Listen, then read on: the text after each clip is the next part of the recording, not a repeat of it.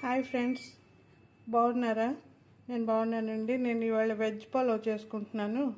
మీతో video share చేసుకుందామని video తీసుకున్నానండి. ఇది శుభ్రంగా 2-3 సార్లు కడిగి మన మామూలు మసూరి రైస్ అని తీసుకోవచ్చు, బాస్మతి రైస్ అయినా తీసుకోవచ్చండి. అంటే ఎంతో ఇది నానాలన్నమాట. ఇలాంటిది ఇవి దొరుకుతుంటే లేకపోతే మనం క్లాత్ అయినా కట్టుకోవచ్చు. ఇందులో ఇవ్వండి, పొయ్యి మీద నీళ్లు పెట్టాను. జీలకర్ర వేసుకోవాలండి, ఉప్పు కొంచెం వేసుకోవాలండి, కొత్త కొంచెం వేసుకోవాలి. తర్వాత మనం ఈ మసాలా అన్ని పెట్టుకున్నాం కదా, దాల్చిన చెక్క, లవంగాలు, యాలకులు, జాజి పువ్వు, ఇవన్నీ బడి ఇలాచి, బిగ్ ఇలాచి, ఇవన్నీ ఇందులో ఇలా పెట్టి ఇవ్వండి. వాటర్ బాయిల్ అయినప్పటికీ మన ఉల్లిపాయలు ఇలా అడ్డంగా కోసి ఆ తర్వాత ఇలా కోసుకుంటే మీకు పొరలు బాగా వస్తాయండి, నిలువుగా.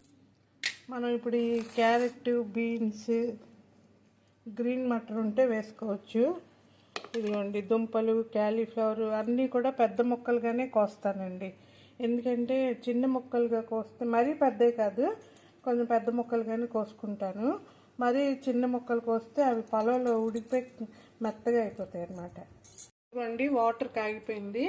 ఇప్పుడు ఈ చైన్ ఇది పెట్టాం కదా మనం, ఇది బయటికి తీసేయాలి. ఇందులో రైస్ మనం కడుక్కుని ఉంచుకున్నాం కదా, అది వేసేయాలి. పెట్టుకున్నాను. ఇది ఆయిల్ వేడి అయిన తర్వాత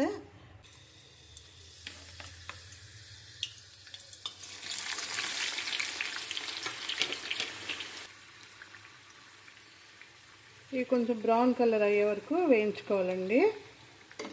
ఇటు పక్కన రైస్ ఉడుకుతూ ఉంటుంది మనకి. ఇదిగోండి, మనం వేరేగా కొంచెం పెరుగు శుభ్రంగా ఇలాగ కలుపుకొని ఉంచుకోవాలన్నమాట. మనం కట్ చేసి పెట్టుకున్న ఈ కూరలన్నీ వేసుకోవాలి. బీన్స్, క్యారెట్, ఇదిగోండి క్యారెట్, ఇది క్యాలీఫ్లవర్, దుంపలు,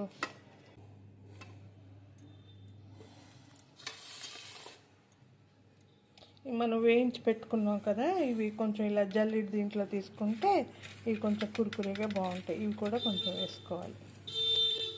కొత్తిమీర చాపు, కొంచెం పుదీనా చాపు వేసుకోవాలి.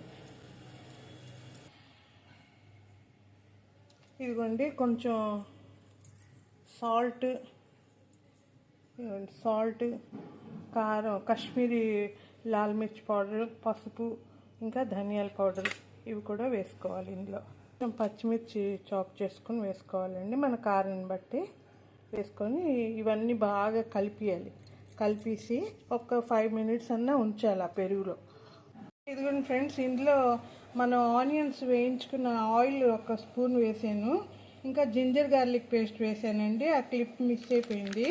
ఇదిగోండి, ఇందులో బిర్యానీ మసాలా 1 స్పూన్ వేసుకోవాలండి. వేసుకొని శుభ్రంగా కలుపుకొని ఉంచుకోవాలన్నమాట. ఇదిగోండి, కడాయి పెట్టుకున్నాం. ఇందులో ఆయిల్ వేసాను.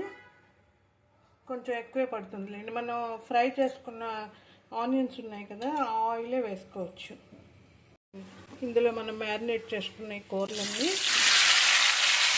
కొంచెం సిమ్లోనే పెట్టి మూత పెట్టి ఉడికించుకోవాలన్నమాట. ఈ కూరలు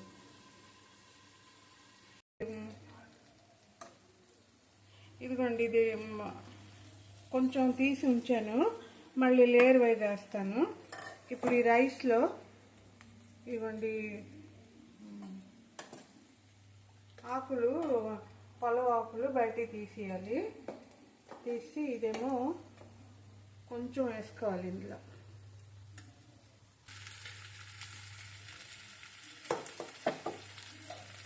ఇదిగోండి, తర్వాత ఈ కూర మళ్ళీ ఇది చేసుకున్నాం కదా మనం, మరి కొంచెం లేయర్గా వేసుకోవాలి. ఈ రైస్ వేసుకున్నాం కదండి. ఇప్పుడు ఇందాక మనం వేయించి పెట్టుకున్నాం ఉల్లిపాయలు, అవి కొంచెం వేసుకోవాలి.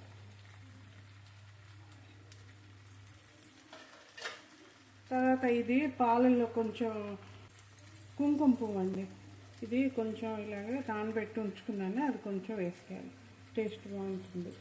మూత పెట్టి ఉంచిస్తే అన్నీ శుభ్రంగా కలుస్తాయి అన్నమాట. అంతే ఫ్రెండ్స్, వెజ్ పలావ్ రెడీ అయిపోయింది. మీరు కూడా ట్రై చేయండి, బాగుంటుంది. ఇలా చేయండి. మీకు ఈ కంటెంట్ నచ్చితే లైక్ చేయండి, షేర్ చేయండి, సబ్స్క్రైబ్ చేసుకోండి. అంతేనండి. థ్యాంక్ యూ అండి. ఉంటాను.